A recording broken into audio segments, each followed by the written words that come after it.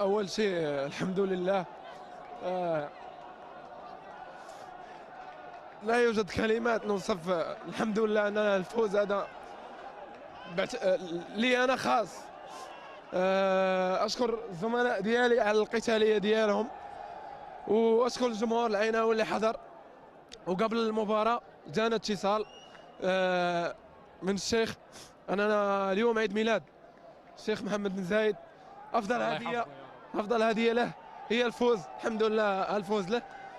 نشكر كل اللاعبين لان مباراه رجال كما قلت قبل، رجال نقول لهم شكرا، وان شاء الله الخير جاي ان شاء الله. شو اللي يخلي سفيان تنزل دمعته في مثل هذه المواقف سفيان؟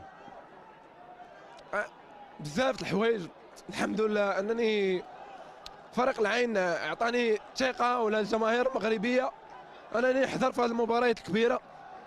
وشكرا كل تاق سفيان، وان شاء الله مازال الخير ان شاء الله.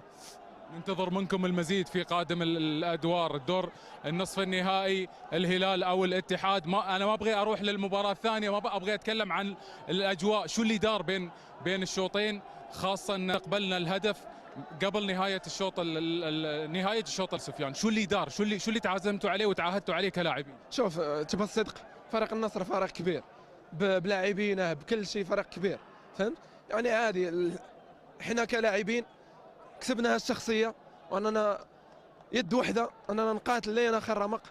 الحمد لله هذا هو اهم شيء. وان شاء الله نفكر مباراه وان شاء الله، لان الحين ما عرفنا منو بنقابل في النصف. بس انت منو تفضل؟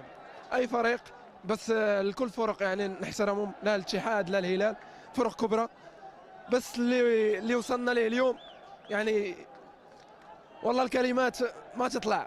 الف مبروك يا سفيان. بس اهم شيء اننا اشوف لي زانترفيو مال اللاعبين انها بتكون ريمونتادا. الحمد لله اتفقنا اننا ما تكون ريمونتادا.